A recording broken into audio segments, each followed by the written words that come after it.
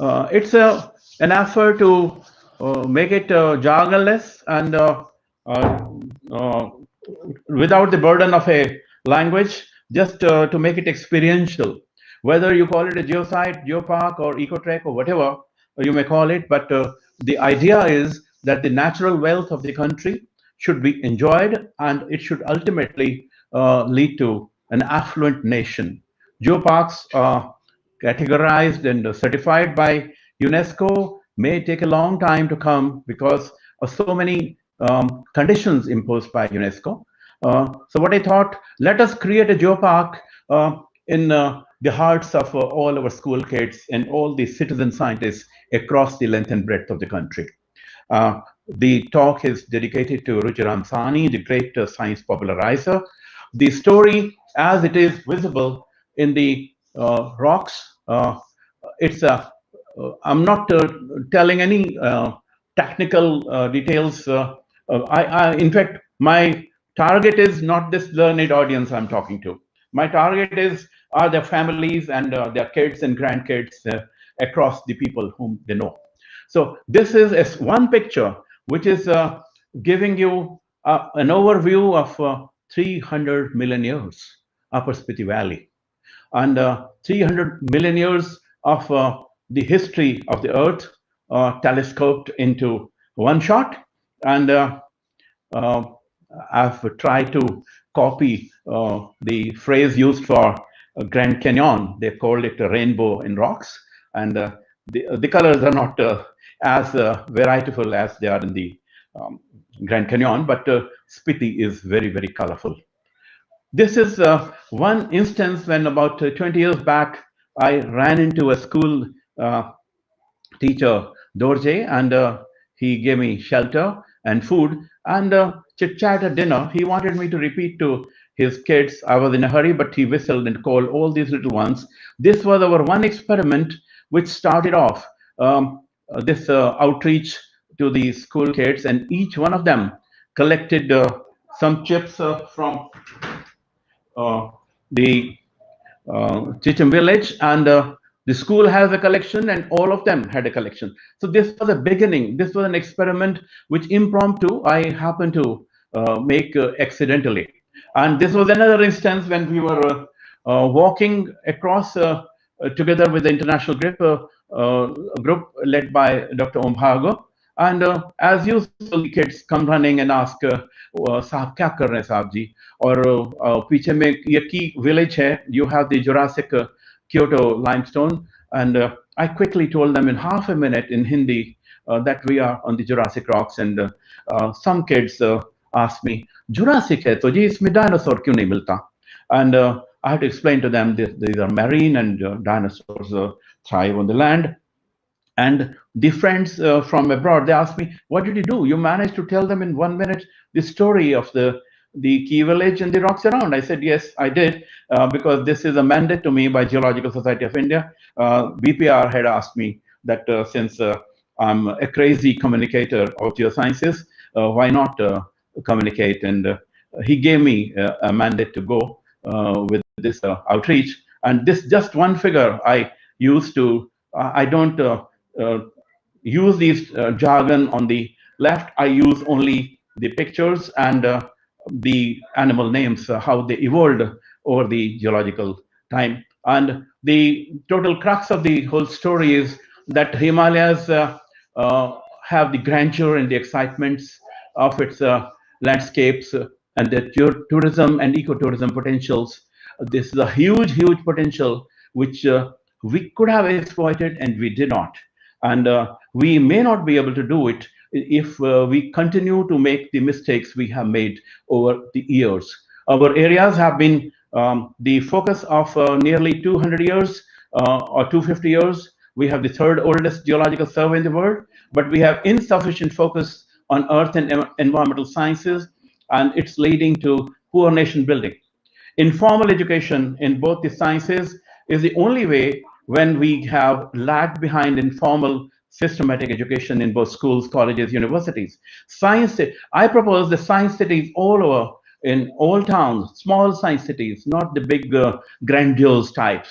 mini museums in all panchayats. My focus is the grassroots panchayat schools. Without that, we should forget about any geopark network in this country. If we cannot educate the masses, we cannot ever go ahead with our conservation, exploration, environment and disaster management. Without involving our 130 crore जब देशवासी साथ नहीं होंगे, अगर उनका दिल नहीं समझेगा जो हम बोल रहे हैं, और वो नहीं समझेगा अगर हम अंग्रेजी में ही बोलेंगे और किसी शब्दावली के उसमें बेड़ियों में जकड़े हुए बोलेंगे।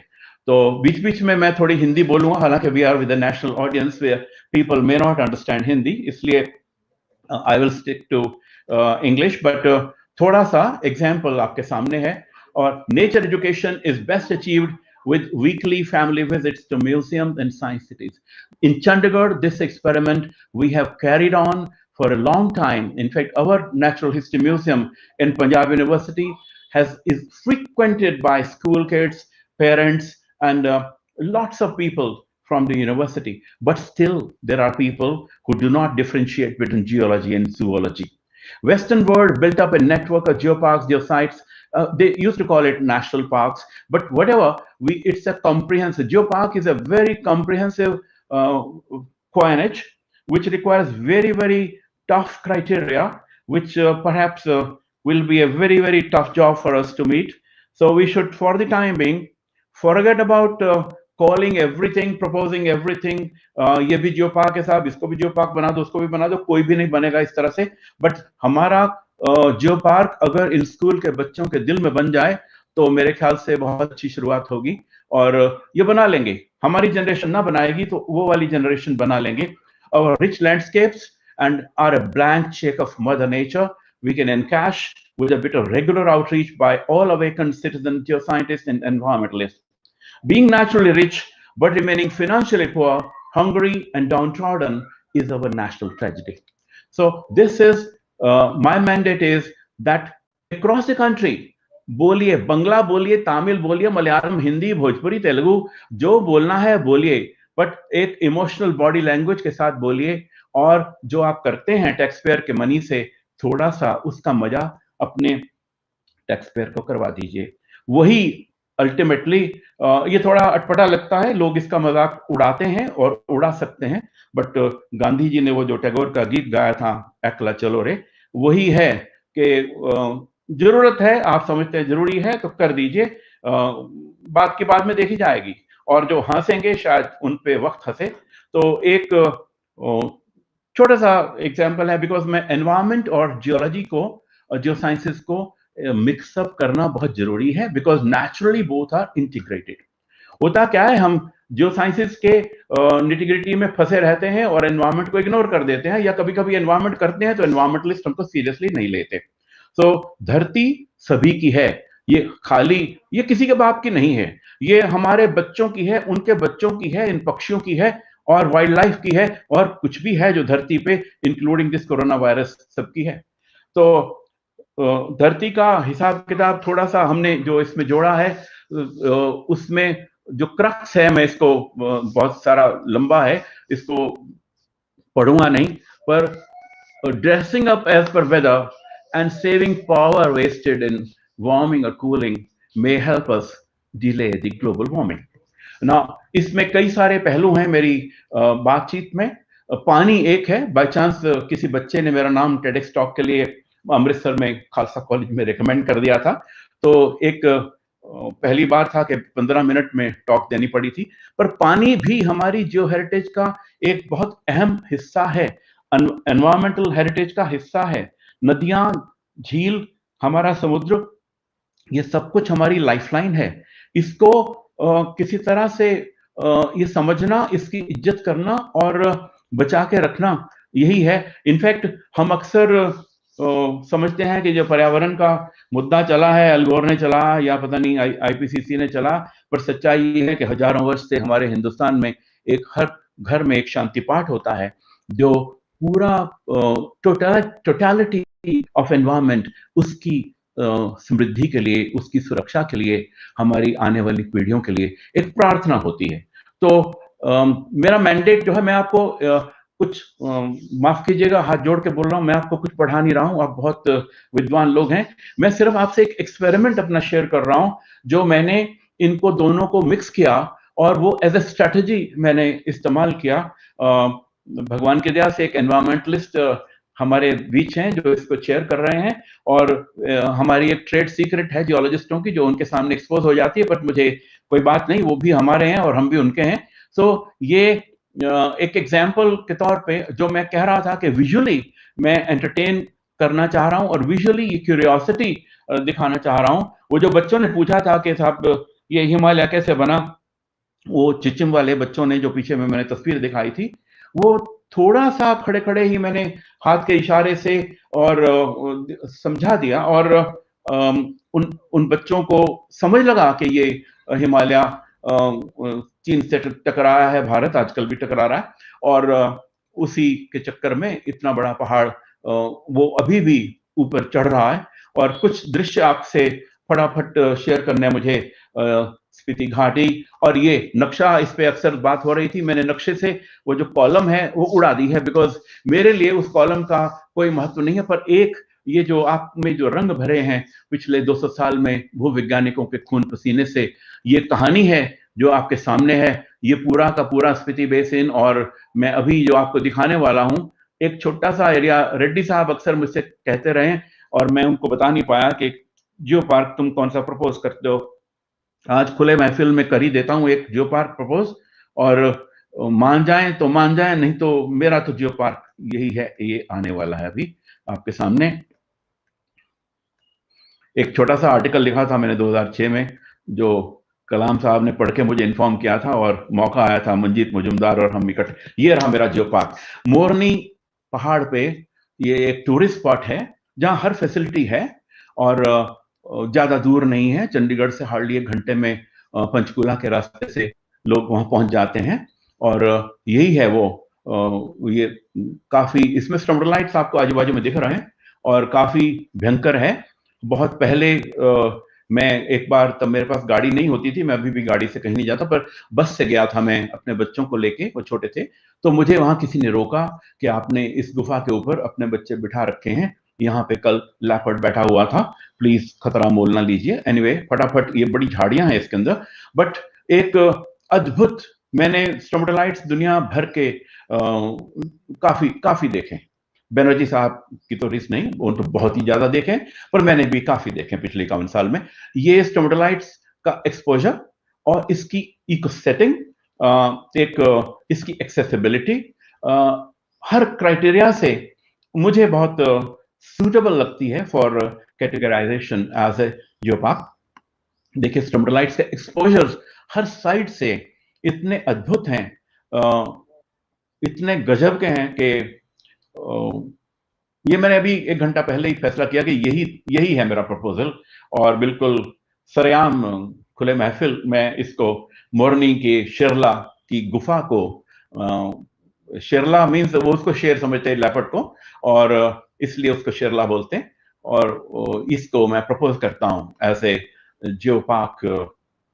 ये एरिया हिमालय में पड़ता है, बट जियोग्राफिकली पॉलिटिकली ये हरियाणा की पहाड़ियां गिनी जाती हैं। Morni is in Haryana, but nevertheless this is the Himachal, this the Himalayan stromatolite locality. ये इन सीटू नहीं है उस हिसाब से, क्योंकि टेक्टोनिकली उथल पुथल में हिमालय की उत्पत्ति में एक वेज शेप्ड वो जो बॉडी है वो उसमें टर्शरी में फंसी है, बट बहुत ये आजू बाजू का नजारा है। और ये है बहुत पहले, ये मैं यहाँ पे उनको, विभूति और कमल अग्रवाल को लखनऊ से आए हुए थे, लेके गया था, तब की तस्वीरें थी, मेरे को मेरे लैपटॉप में मिल नहीं रही थी, अभी मैंने 2 घंटे पहले किस तरह से ढूंढ निकाली। ये जर्नी है जो मैं फटाफट ऑडियंस को, और इनफैक्ट आपके माध्यम से, ये मैंने बहुत लोगों से पूरी पावरपॉइंट ओरिजिनल क्वालिटी की शेयर की है, and I would request Ravi to share it with all the friends who may care for it. ये बीच में जो आपको दिख रहा है, ये फॉसिलिफरस लाइमस्टोन है, इसका नाम नहीं बोलूंगा, इसको तांडी है, पीछे में तो तांडी लाइमस्टोन बोल देते हैं, पर ये क्योंकि क्रिस्टलाइन है रोहतांग की, जिसमें ग्रेट हिमालयन रेंज में, जिसमें ये इनफोल्डेड है, तो ये बड़ा हंगामा हुआ था, जनरल जियोलॉजी में पर्चा छपा था, तब मैं हैदराबाद में जीएसआई में होता था। पता नहीं कौन आगन थे कौन थे कि साहब फॉसिल्स मिल गए हैं क्रिस्टलाइंस में। तो एक्चुअली फॉसिल्स तो लाइमस्टोन में ही मिले हैं, वो क्रिस्टलाइन में फंसी थी। तो ये थोड़ा नज़ारा रोहतांग के पार का, ये क्रिस्टलाइंस हैं सभी। हमारे सेडिमेंटोलॉजिस्ट, स्टार सेडिमेंटोलॉजिस्ट उमाकांत शुक्ला खड़े हैं, और ये बड़ा शिगरी कॉम्प्लेक्स चंद्रा वैली का ये भी एक जियोपार्क साइट हो सकती है, बट बड़ा भीषण एरिया है। 1962 के स्नोफॉल में श्रीकांतिया साहब, पार्टी साहब और पूरी जीएसआई की पार्टी फंस गई थी। ऑल इंडिया रेडियो पे अनाउंस हो गया था कि पार्टी लापता है और शायद मर चुकी है। और 21 दिन के बाद में जिंदा जागता चंद्रा रिवर को पार करके वो अपने सब तंबू शंबू लेके आ गए थे। और इस तरह की कहानियां, इस तरह की आप बीती बहादुरी के किस्से, ये जियोलॉजिकल वॉरियर्स के थोड़े इस देश में कम कहे जाते हैं। एक ये भी मेरी अपील होगी कि जो रोमांच है, जो मजा है, जो एक उत्साह है, उसको थोड़ा सा जिंदा रखने का, और उस फोकलोर को और सच्ची गाथाओं को रिकॉर्ड करना और उनको दोहराना। और यहीं पे मैं श्रीकांतिया साहब को सलाम बोलता हूँ for all is valour and grits and guts. तो ये बहुत इंपॉर्टेंट लोकेलिटी है।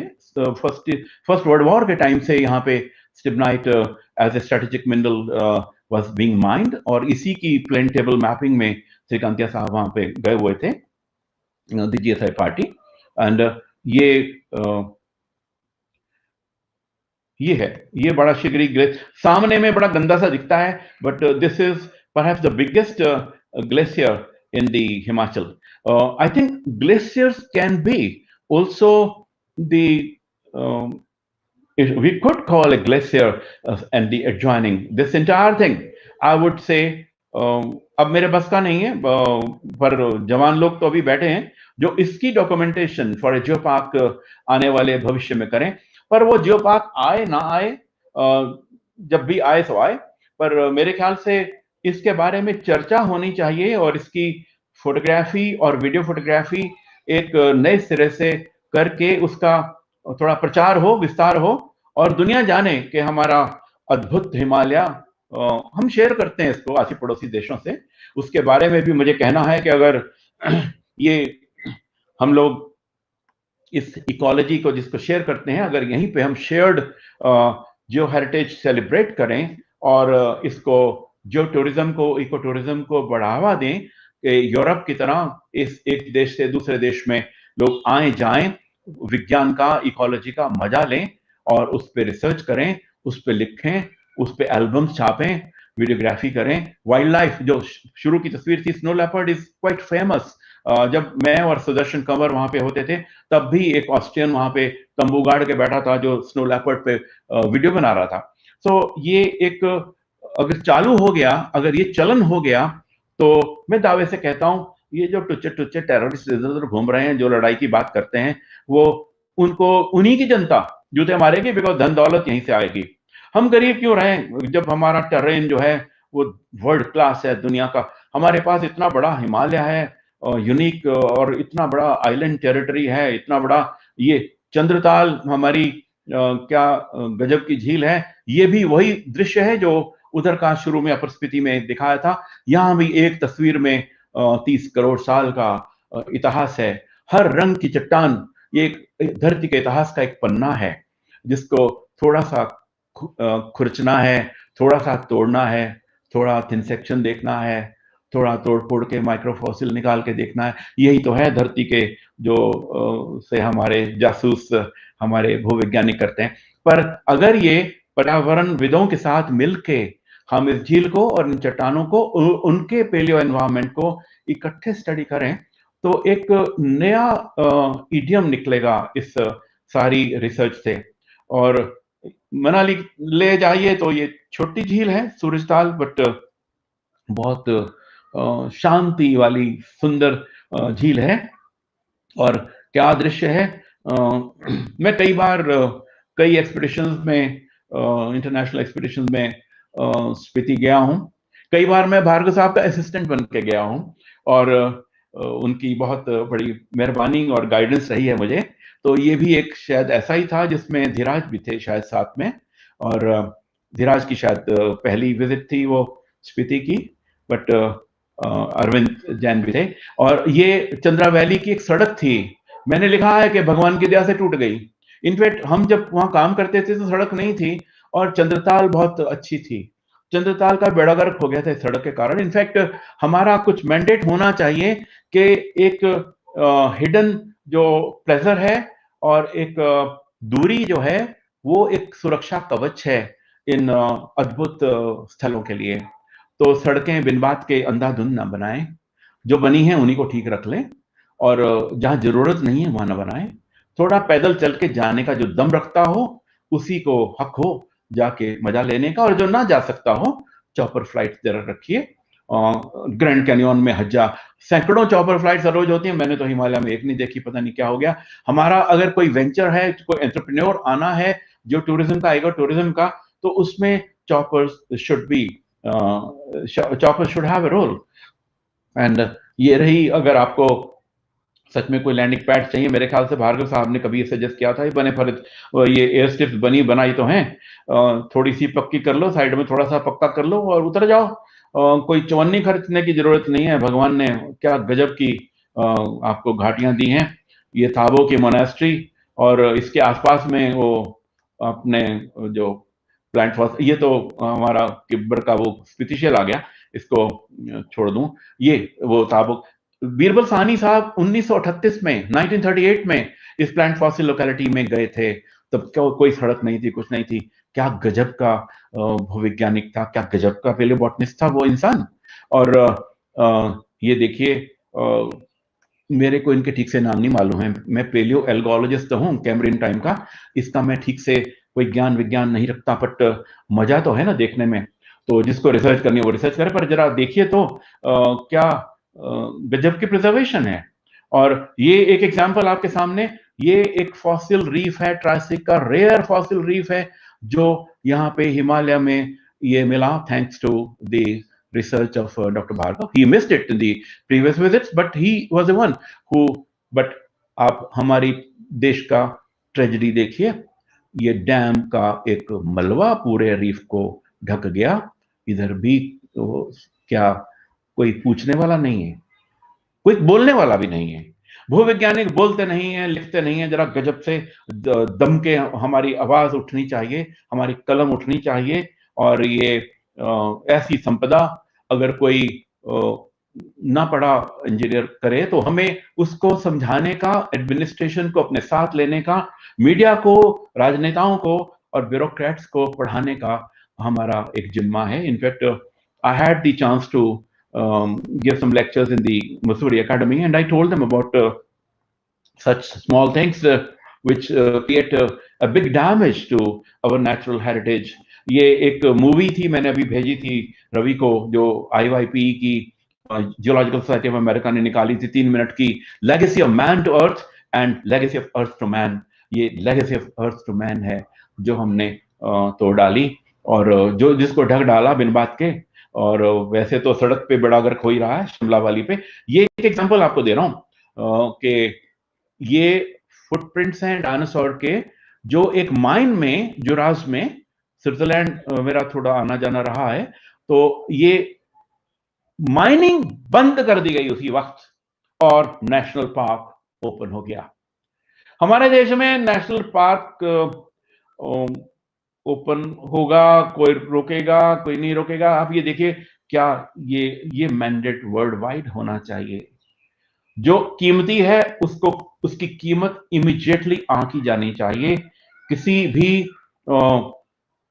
अनभिज्ञ और मैं हाश नहीं होना चाहूंगा, जो समझना, जिसको समझना हो उसको समझाना हमारा कर्तव्य है। किस तरीके से समझाना है, किस भाषा में समझाना है और किस किस माध्यम से समझाना है, उसको छोड़ना नहीं चाहिए। अखबार में भी लिखने का थोड़ा सा, ये डायनासोर के चक्कर में, इनफैक्ट मैं डायनासोर और सुनामी के चक्कर में मैं एक अखबारी जियोलॉजिस्ट हो गया, और मैंने कई अखबारों में लिखा, हिंदू में भी लिखा। और ये आपके सामने ये म्यूजियम हमारे साहनी साहब ने जो क्रिएट किया था, आप देखिए, सरकार किसी को चोरनी नहीं देती। 30 लाख रुपए मिले थे और 10 सेक्टर में प्राइम लोकेशन पे एक natural history museum dinosaur man का बना, साइंस सिटी में एक डायनो गैलरी बनी। तो ये मेरा एक इवन जो विजुअली चैलेंज हैं वो भी कुछ जान सकें, इस तरह का एक पन्ने में मैंने ये धरती का इतिहास लिखा था किसी अर्थ डे पे, और ये दैनिक हिंदुस्तान ने अपनी वेबसाइट पे डाल दिया था हिंदी में इसका ट्रांसलेशन करके। सो एक सरल भाषा में एक पन्ने में, और हम ये ना कहें कि साहब बहुत कॉम्प्लेक्स है, आम जनता को हम समझा नहीं सकते, ऐसी कोई विज्ञान नहीं होती जो आम जनता ना समझ सके, क्योंकि विज्ञान पहले बनी और धरती का जो सत्य है वो परम सत्य है, वो पहले था, हम बाद में आए हैं।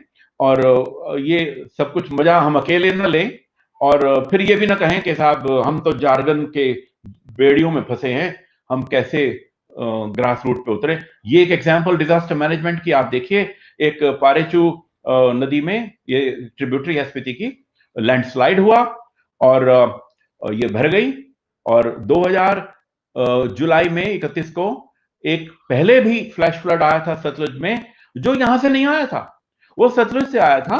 और एक रात के 1 बजे 98 ब्रिजेस और पावर हाउसेस सतलुज में चाबा तक सबके सब तहस नहस हो गए थे। और 5 साल ये हाहाकार मिटता रहा कि साहब ये दोबारा फटी, पर ये तो तब फटी नहीं थी। ये फटी जब अपने the great Kumbhi was camping at Leo, और बेचारा इधर था, तंबू उधर था, राशन पानी उधर था, टी शर्ट में था, उसने कैमरा उठाया, फटाफट फोटो खींची, और ये रहा। ऐसे होते जियोलॉजिस्ट साहब, पर पता होना चाहिए ना इनको, वो कोविड वॉरियर बोलते हैं, जियोलॉजिकल वॉरियर तो यहाँ पे पता नहीं क्या क्या कर गए। ये तस्वीर के लिए 18 दिन भूखा प्यासा धक्के खाए बेचारे ने। आजकल भी कोविड से ये आर्टिकल छप नहीं पाया था, बट ये मैंने लिखा कि साहब ये भी हो सकता है कि पारेचू का भ्रम और था कुछ और। तो ये पूरी कहानी हमने लिखी थी कि इसमें सैटेलाइट इमेजरी से और अंतरराष्ट्रीय कोलैबोरेशन से आप उसको धीरे धीरे करके तोड़ सकते थे। पर 5 साल के बाद में फिर फ्लैश फ्लड आया, और दिन के 3 बजे आया, तो हमारे यहाँ तो कोई नहीं मरा, पर चीनी जो थे वो 20-22 के करीब लाशें हमारे यहाँ पे बह गई। और ये हर रोज की एक टॉप न्यूज होती थी, तिब्बत पारेचू की झील आज फटी और कल फटी। पर ये डिजास्टर मैनेजमेंट का जो पहलू है, ये भी हमारी एक कम्युनिकेशन, जो scientific communication, mass communication I would say, उसका जरूरी। अब इनका ये कहना कि साहब हमने बोला था किसी ने सुनी नहीं, अरे आपने क्या बोला था जो किसी ने सुनी नहीं? जरा तमीज से बोलते ना, आपको जाने बचानी थी। ये ऐसे ये वाला होने दिया ना आपने 2-4 मरी आवाज में अनाउंसमेंट करके छोड़ दी। तो थोड़ा सा दम से बोलिए, थोड़ा इफेक्टिवली बोलिए। और आजकल के उजलूल कितने सारे मैसेजेस सारे दिन आते रहते हैं, जब 6000 पता नहीं 5000 10,000 लोग मरने वाले थे, तब ये तस्वीरें, अभी 5 तस्वीरें ये पिन वैली की, पिन पार्वती पास की हैं, मेरी अपनी खींची हुई नहीं है, बाकी सब मेरी थी। ये कुछ मेरे दोस्त हैं स्विट्जरलैंड में, उनके दोस्त यहाँ गए थे, तो उनको पता लगा कि मैं जियोलॉजिस्ट हूँ, तो उन्होंने ये सुंदर, इनकी क्वालिटी कहीं बेटर है, ये मुझसे शेयर की। और ये सुंदर, ये वाली तस्वीर भी उन्हीं की दी हुई है। पर ये सोकर झील में मैं जर्मन्स और कोटलिया के साथ में, नैनीताल वाले जो हैं, we were drilling for climate change. और एक सौंदर्य, ये हिमाचल का नहीं है, बट नेवरदलेस एक क्वाटनरी झीलें हैं जो इनका सौंदर्य, इनके मूड्स और इनकी variation from time to time कैसे होती है, इस दलदल में घुस के और फिर अंदर में कुछ देखना बड़ा खतरनाक काम है। कभी कभी आप बाहर निकल नहीं पाते। ये कुछ उदाहरण हैं, ये छोटे छोटे बच्चे हमारे म्यूजियम में, यूनिवर्सिटी के और इधर में कैसे आते थे। इनफैक्ट ये आ जाते थे, जस्ट कोई बोल देता था कि वहां पे कुछ लोग हैं जो आपको मजेदार दिखाएंगे चीजें। कुछ लोग मजाक भी करते थे कि साहब ये देखिए आलूवालिया सीधे अस्पताल से बच्चों को म्यूजियम में ले आता है। बट नेवरदलेस ये प्रथा चल पड़ी है। हमारे वो पुराने बच्चे जो स्टूडेंट्स थे, स्पेशली गुरमीत कौर बहुत ही उम्दा आजकल काम कर रही हैं, और doctor Satinder Dhillon, she is in GSI, she is a part of this. Lots of youngsters have joined this crusade for mass communication and enjoyment of environment and geosciences. ये जो पीछे में आपको ये दिख रहा है टर्टल, ये वाला, ये हिंदुस्तान में इस साइज के बड़े सिर्फ 4 हैं, एक कलकत्ता में, एक चंडीगढ़ में। अब ये है धरती की धरोहर जो संजो के रखने की, जिसका एक बात करने की बात है। तो हर साधारण चीज को हम उसमें डाल दें कि बड़ी स्पेशल है, तो फिर कुछ भी स्पेशल नहीं रहता। तो ये बड़ी फेमस है ये गैलरी, बहुत मॉडर्न डिस्प्ले नहीं है, बट ये पीछे में 2 मिलियन ईयर्स का चंडीगढ़ का सिनेरियो, ये पेंटिंग हमारे राजीव पटनायक जो आजकल हेड हैं उन्होंने बनाई थी। वो बहुत अच्छे पेंटर हैं, और ये सिनेरियो देखने के लिए लोग आते थे कि साहब चंडीगढ़ पहले कैसा होता था। आप देखिए, स्कूल आपको 3 घंटे के लिए बुलाए और बातचीत करे और बच्चे बैठ के आराम से सुने, ये बड़ी भारी बात है। अब इन छुटकों को हम डायनासोर का बताएं या जुरासिक क्रिटेशियस बताने की जरूरत नहीं, पर ये बच्चे मेरे ग्रैंड ट्विंस हैं, ये अमेरिका से आए थे, पर इन्होंने ये देख, वहां पे छोटा बच्चा जो है प्लांट फॉसिल भी जानता है, एक माइन म्यूजियम में भी जाता है, और वो ऑर्डोविशियन के फॉसिल सिंसिनेटी में कलेक्ट भी कर लेता है। तो हमारे यहाँ पे जियोलॉजी और जूलॉजी में फर्क क्यों नहीं पता लगता फैकल्टी को? ये एक सोचने का विषय है कि हम जब तक जियोलॉजी में, एनवायरमेंटल साइंसेज में खाली पीली ऊपर ऊपर की बात करेंगे, तब तक हम गुर्बत से और इस भूख से और इस जंजाल से बाहर नहीं निकल सकते। Geology and environmental sciences are the key to prosperity. This is my message. Ravi, you just need to tell me कि वक्त हो गया, I can drop my talk anywhere. This is structured such कि मुझे I need not hang on जबरदस्ती, and कहीं पे भी इसको छोड़ दूंगा, क्योंकि मैं अपना काम तो कर चुका हूं। और ये भी एक आर्टिकल था, इनफैक्ट सानी साहब हंसा करते थे कि अरुण म्यूजियम मैंने बनाया यार, और तुम आर्टिकल लिखे जा रहे हो। मैंने कहा सर 400-500 रुपए का चेक आएगा और लोग पढ़ के कहते हैं यार अच्छा लिखा। तो इसमें मैंने वो कहीं लिखा था कि डायनासोर्स की मेमोरी फॉसिलाइज नहीं होती, तो और मैमल्स जो थे वो भी गिन गिन के बाद में डायनासोर्स को खा गए, एक के पेट से निकला। तो इट वाज वेरी कैची, तो उनको पसंद आ गया, टाइम्स ऑफ इंडिया वालों को, उन्होंने छाप दिया। ये हमारे म्यूजियम के वो फॉसिल जो हाथी के, ये बच्चे को बताया कि ये ना खाने वाले दांत हैं हाथी के, दिखाने वाले नहीं है। अब देखिए बच्चे किस एकाग्रता से वो नोट्स ले रहे हैं बच्चे, खाली ऐसे नहीं कि घूम के चले गए हैं, वो इसमें बहुत seriously, and the teachers are there ensuring के कोई टूट फूट ना हो जाए यहाँ पे। एंड ये हम बहुत मशहूर हो गए थे यूनिवर्सिटी में कि साहब कोई भी आए तो म्यूजियम में जरूर जाना है। तो मैंने, ये फिजिक्स की वर्कशॉप थी, तो फिजिक्स वाले ले आए, तो कई सारे लोग उसको मेरा म्यूजियम बोला करते थे। मैंने कहा मेरा नहीं है। और कोई बोलता है यार ऐसे करते हो जैसे तुम्हारे बाप का। मैं कहा हमारे सबके बाप थे अमर सानी, और ये उन्होंने बनाया था, और इसका मजा ले लें, मजा लोगों को करवा दें। ये फिजिक्स के टीचर से वर्कशॉप, तो कुछ फॉसिल से डायनासोर वाले, जो ये आशु खोसला है, मैंने लिखा है that he is the dinosaur among the geologist. इसके ये बीच में जो खड़ा है दरअसल का, हाँ ये रहा दाढ़ी वाला, इसने एक डायनासोर का थाई बोन ना, एक गद्दा बिछाया हुआ है अपने कमरे में, उस पर लिटा रखा था। आजकल पता नहीं उसने उठा दिया कि नहीं, बट जो इसके कमरे में घुस जाए वो घंटे 2 घंटे से पहले बाहर नहीं आता। ये एक एग्जाम्पल है आपके सामने। वो हमारे रीफ का भट्टा बिठा दिया उन बेवकूफ इंजीनियरों ने, सॉरी बेवकूफ नहीं कहना चाहिए, इंजीनियर हैं बहुत पढ़े लिखे, बट काम बेवकूफी का किया। ये आप देखिए इतना मशहूर हो गया ये ग्रेट बैरियर रीफ। हमारे आइलैंड टेरिटरीज में क्या रीफ नहीं है, मैं आपको दिखाता हूं। मैं भी अंडमान गया था और वहां पे रीफ ही रीफ है, बट एक तो सुनामी तोड़ गई उनको, और ऊपर से रासा, ये देखिए हमारे अंडमान का रीफ है, और रासा ये था जो हमने, ये एग्जाम्पल है आपके सामने एनवायरमेंट और अर्थ की। हमने फिल्म्स ढेर सारी जोड़ जुगाड़ करके इधर से उधर से की। और government museum natural history sector 10 जो ले खरबूजे का बना हुआ बिल्डिंग है, डॉक्टर रंधावा जो डीएससी थे बॉटनी में, वो सिविल सर्वेंट थे, he was the chief commissioner of the city. तो ये एक स्पिरिट थी वहां पे, अभी भी वो चलती है। कुछ तस्वीरों से आपको दिख जाएगा हमने कैसी कैसी वो मूवीज यहाँ पे दिखाई। बड़ा इसमें मजा रहता था कि हफ्ते भर का प्रोग्राम है और बढ़िया प्रोजेक्टर मिल गया, आप सारी मूवी वाले साहब 5 मिनट में थोड़ा समराइज कर दीजिए डिस्कशन, ताकि डिस्कशन मैं 4.5 मिनट में कर रहा हूँ खत्म। ठीक है। पूरा जो हिसाब किताब है पूरे, आजकल वैसे कोरोना ने थोड़ा सा हवा साफ कर दी, भगवान भला करे इसका। ये आंख से लेके अंतड़ियां, किडनी, लिवर, हार्ट और नर्व्स, सारे का, जिसको पंजाबी में बोलता ना आवाई उत गया, वो कर दिया था अपने प्रदूषण ने। और एक और जो हेरिटेज है हमारी, वो है हमारे हिमालय की हवा। Canada has been exporting air cans to China. $22 का एक डिब्बा भेजता है वो। हिमालय में हमारा जो किन्नौर का एरिया है, नॉर्थ ईस्ट का एरिया है, और जो नेपाल के बॉर्डर के साथ के एरियाज हैं, इस पे हंसेंगे लोग कि क्या बात कर रहे हो यार, हवा भी बेचने लगोगे तुम। अरे पानी बेच रहे हो तुम, हमने तो बचपन में कभी पानी बिकता नहीं देखा था, और वो भी गंदा पानी जिसमें प्लास्टिक की घुली होती है, कैंसरस सॉल्यूशन बेचते हो आप। तो हवा में क्या प्रॉब्लम है? और पोटेंशियल है, नौकरियां नहीं मिल रही बच्चों को। तो सबको मेरा संदेश है कि भैया हवा जो है कम से कम उधर की बचा के रखो, और भविष्य का जितना अर्बनाइजेशन है वो पूरा का पूरा आपको हिमालय में छोटे छोटे वो प्लान करने होंगे।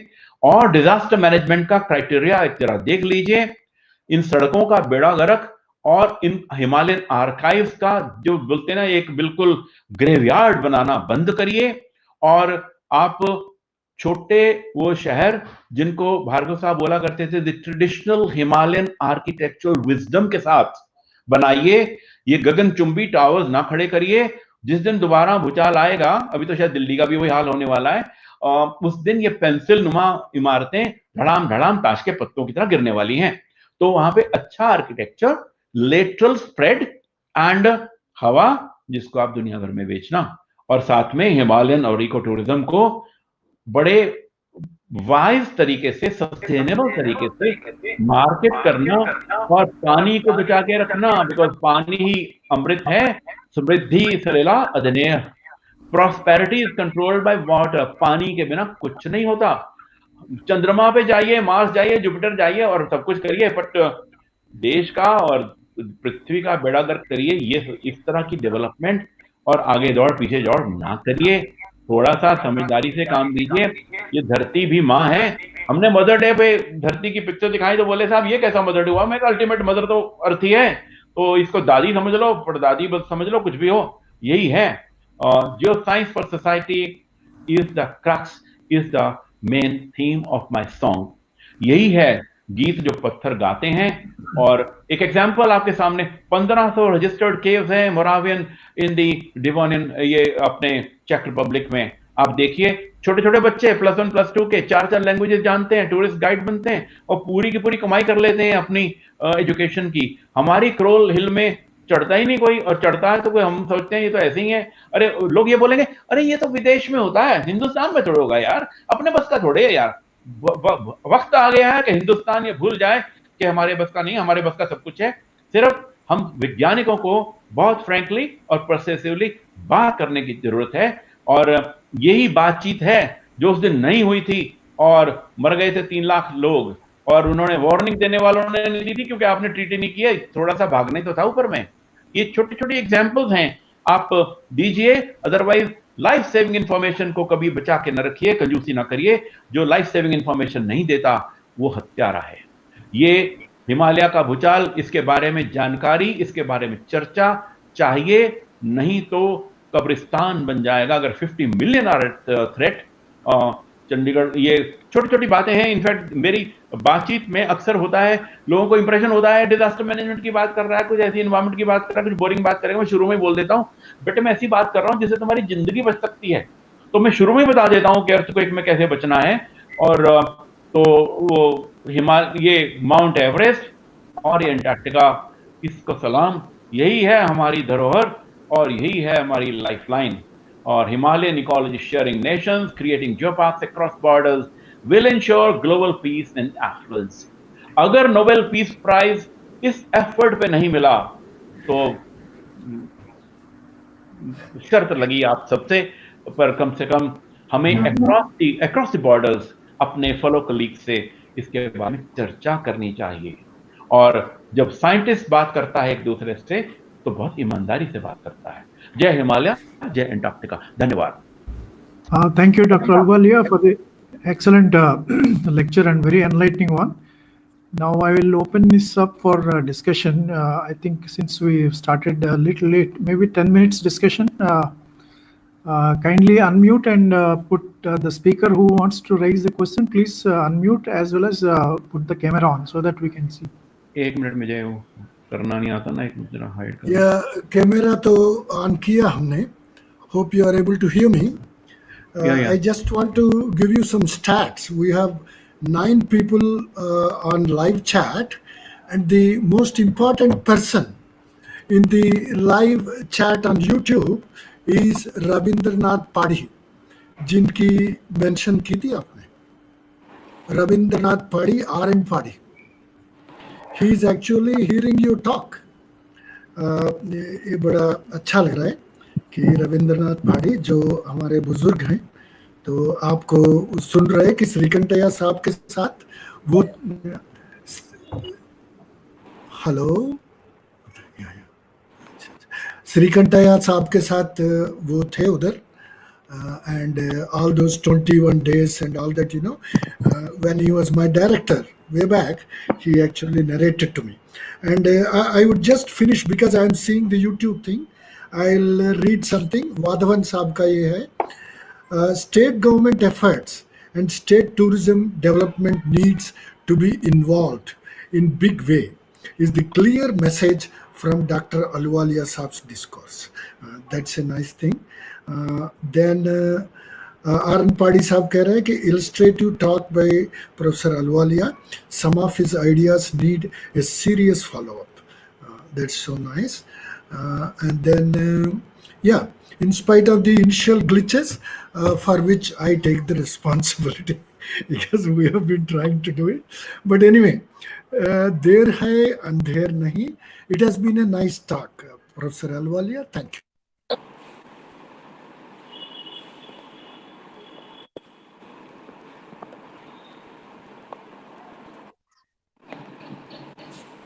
पाड़ी साहब कुछ बोल रहे हैं? Go ahead, sir. Can we पाड़ी ask? साहब, हाँ बिल्कुल बोलिए ना पाड़ी साहब. अच्छा, Padhi Saab is on YouTube. So he's I on can only YouTube. see his messages. So kindly others continue the discussion. Can I ask? Hello. Go ahead. So Ahluwalia sir, myself Rashek Reddy. Sir, can you, with your experience, hello, sir, can you please cite a couple of examples which you think are very important and then which we have lost forever from, because we don't have this geoconservation. Any important geological sites by which you have lost, important information, a scientific document, by not observing this geoconservation in India? Just, in case if we can recollect a couple of examples. From anywhere in India. पहले तो ये जो reef, Triassic reef मैंने बोला, this is an example which is nearly lost, but भगवान कभी ना कभी हटा देगा उस डेब्री को.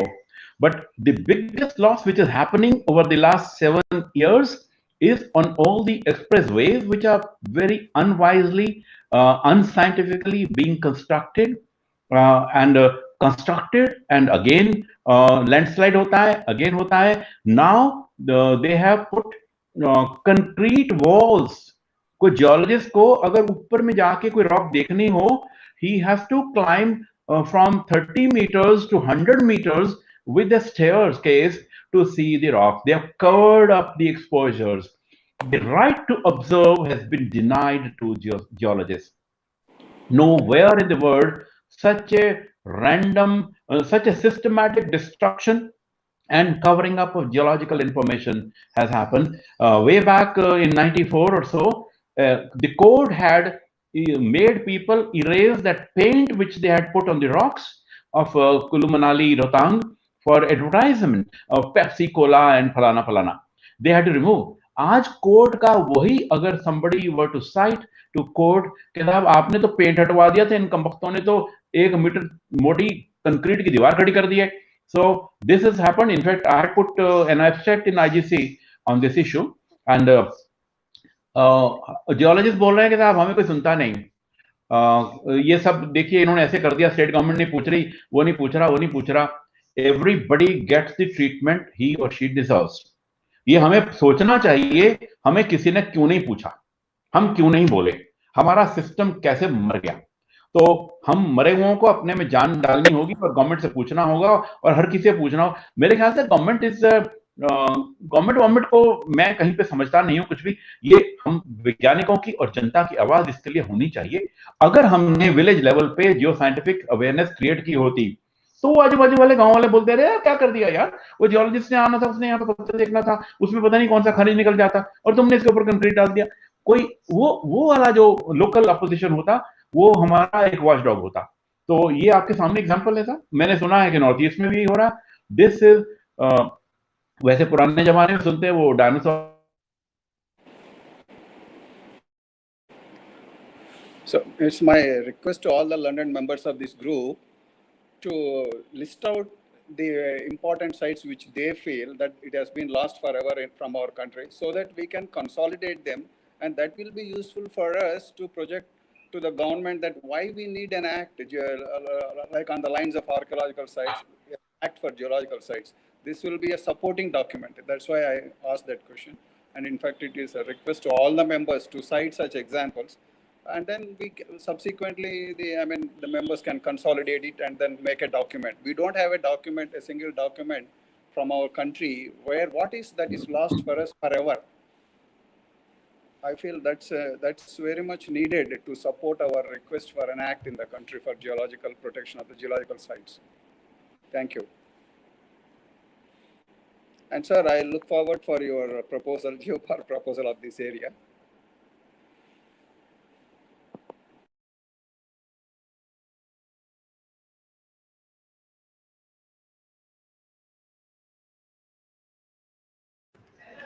Yeah, Ahluwalia Saab, I think you have to unmute. You have to unmute. आपका जो ये है प्लीज अनम्यूट कर लीजिए। कर दिया।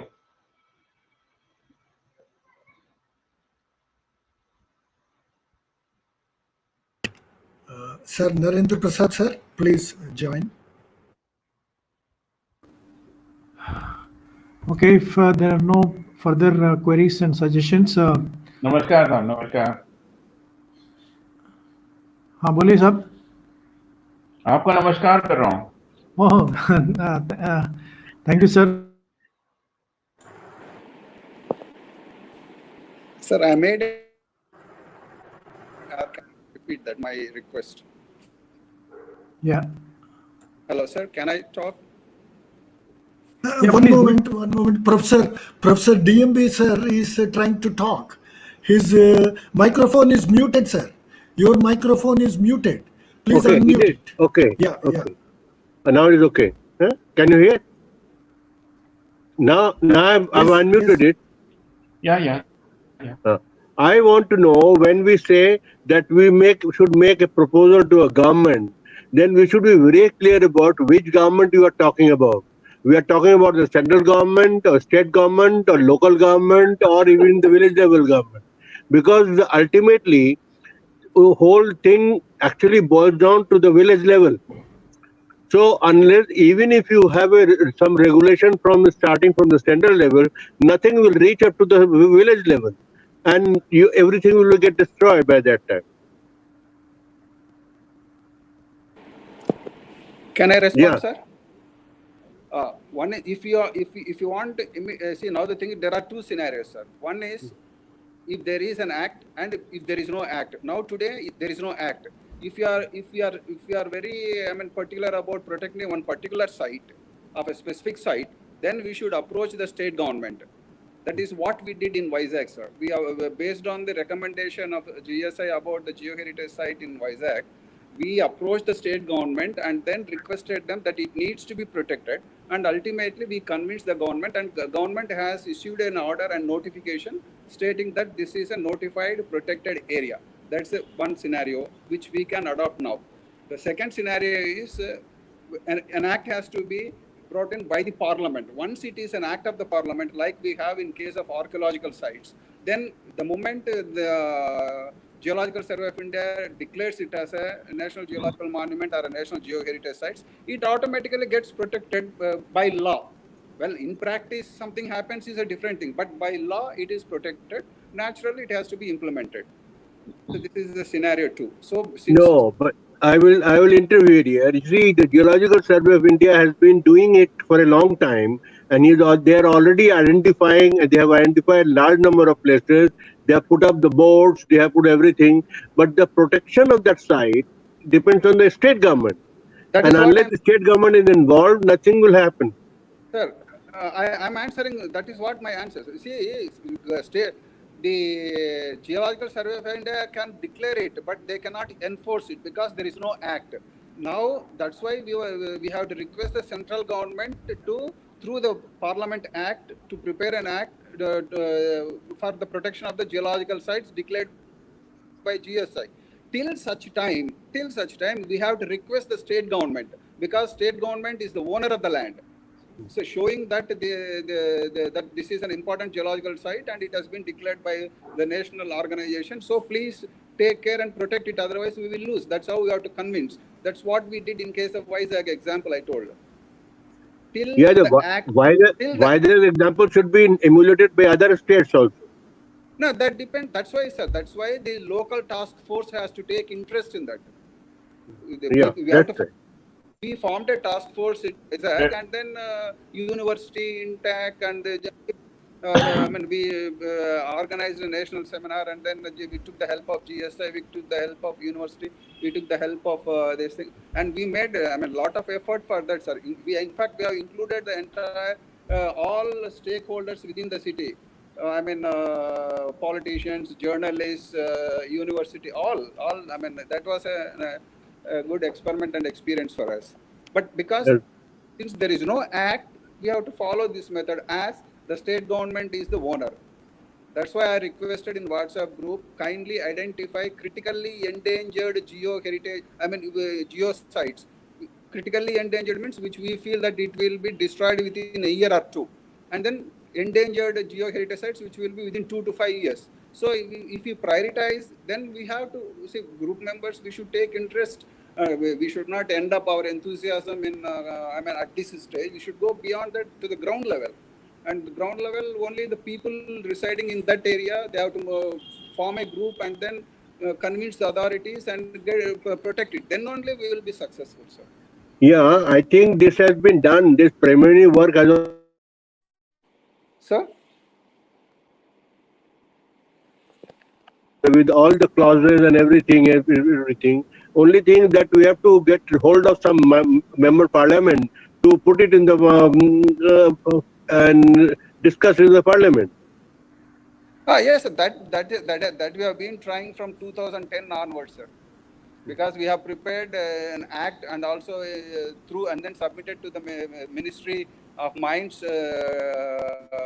in 2013-14 that time, because I organized a seminar in 2013 on geo-heritage sites. In 2012, in one of the seminars exclusively for the geo-heritage sites, at that time we prepared, on the lines of archaeological sites, we prepared a draft and sent it to the ministries concerned and all that. And then ministry advised GSI to discuss with us and then submit the draft, and that has been submitted in 2013-14 times years.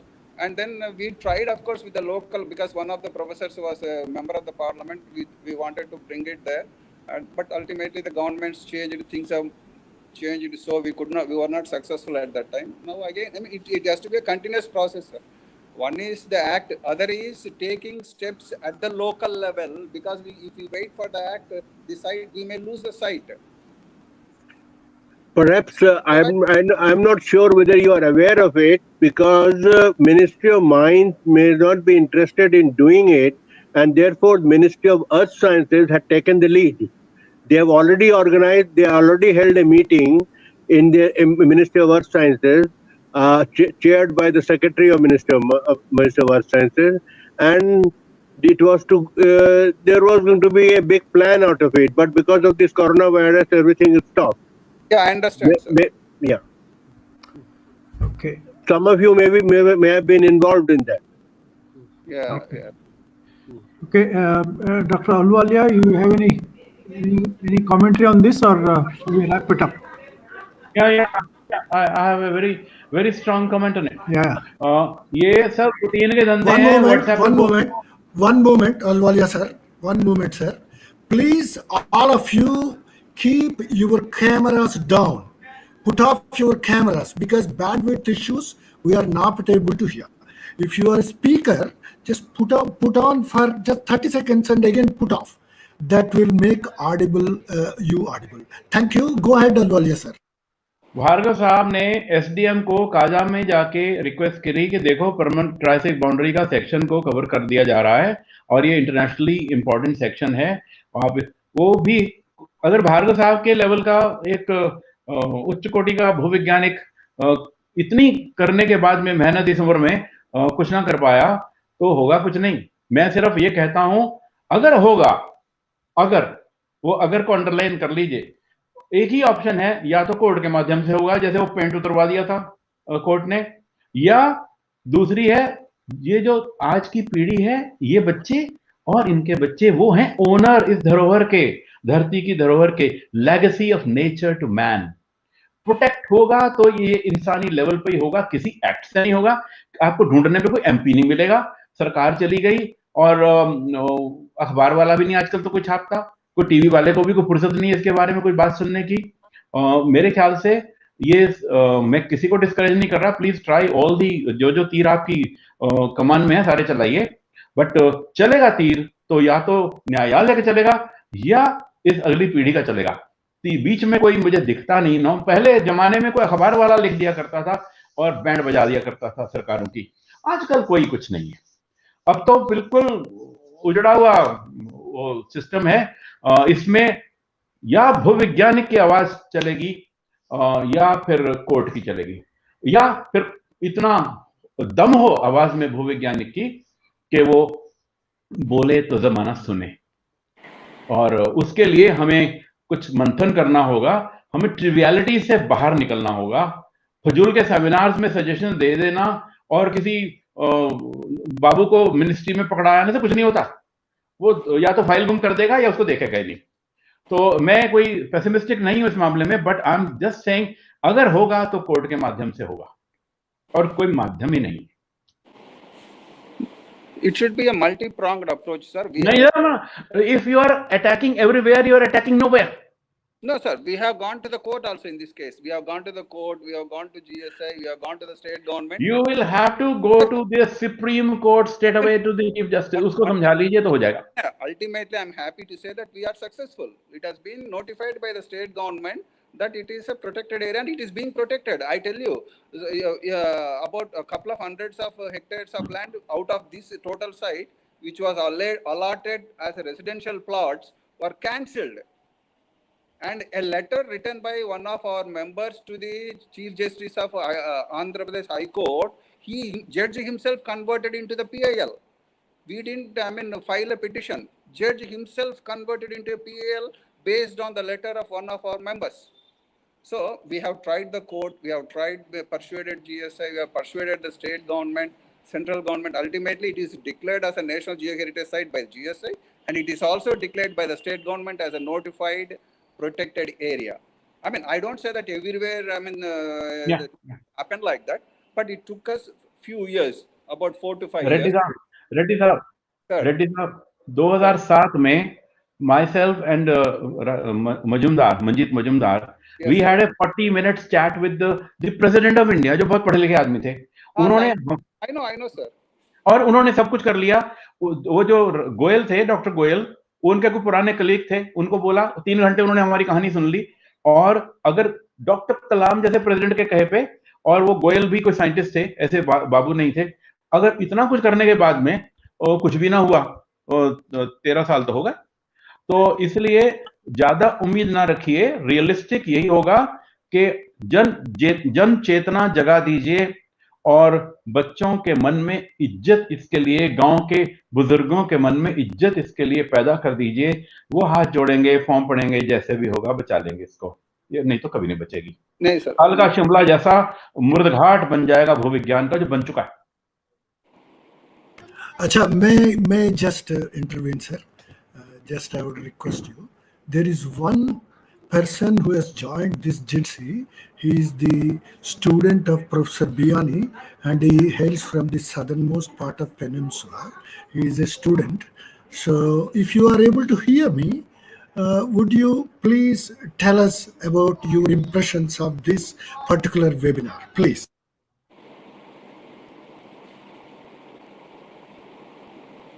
Good evening sir, good evening everyone. क्या आप सब मुझे सुन पा रहे हो? बिल्कुल बिल्कुल। Yes, we are all hearing you. Please put off your camera and talk. Okay sir. Good evening sir. इस वेबिनार के बारे में अपना एक राय रखना चाहूँगा। पहले तो आज का जो वेबिनार में जो प्रेजेंटेशन दिया था अहलूवालिया सर ने, बहुत बढ़िया प्रेजेंटेशन था sir.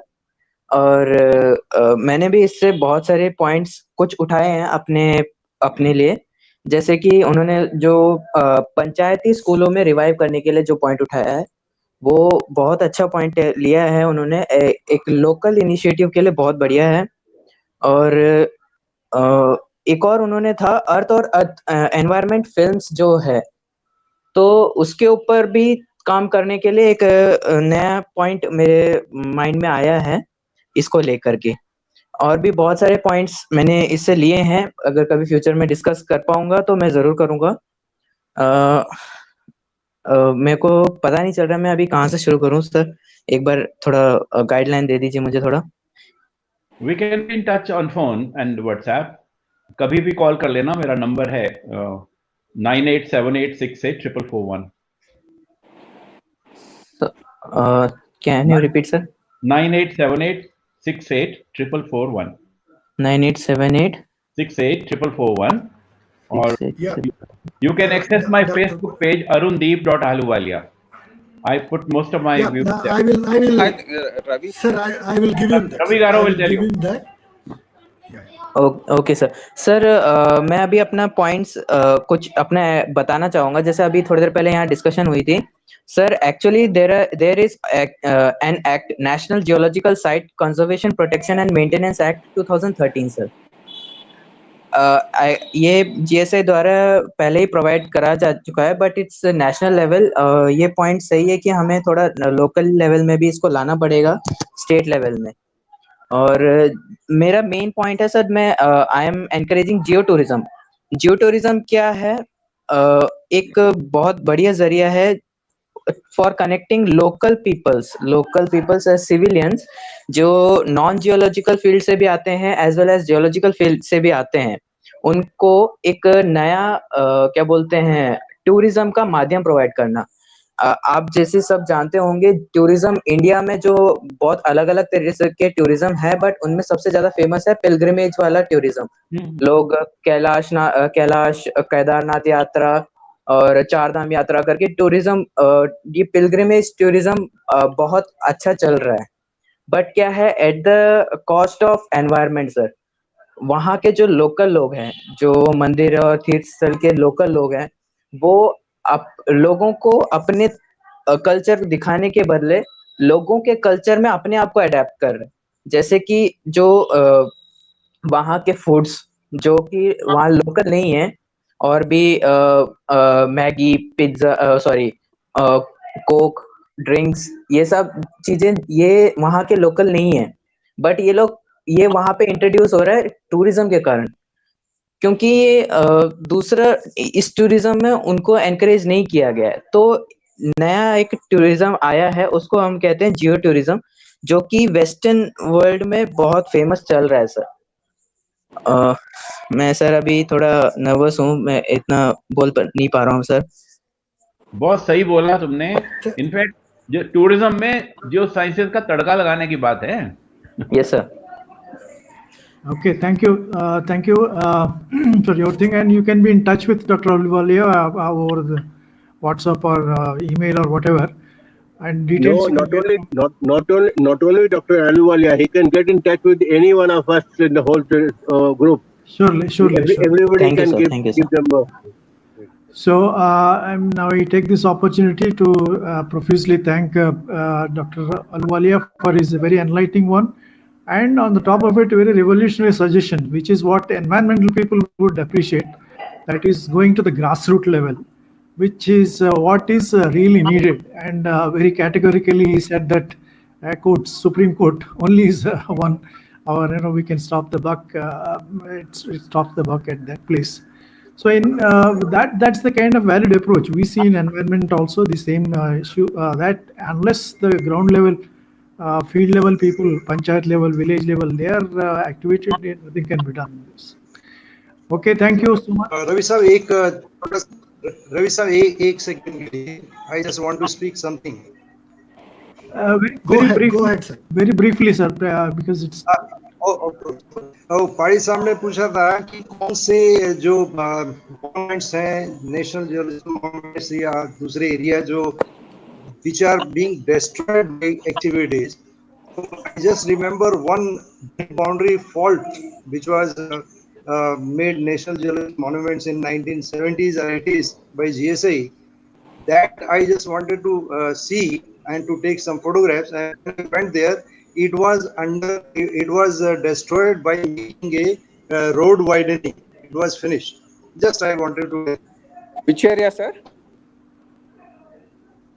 That is great boundary in Rajasthan. Swai Madhavpur. Rajasthan has around 10 national geological monuments. Yes, yes. Luckily, I have seen almost all. This was lost. No, but Great Boundary Fault is evidence of Great Boundary Fault is seen all along. There is not only one place where it has been destroyed in one place.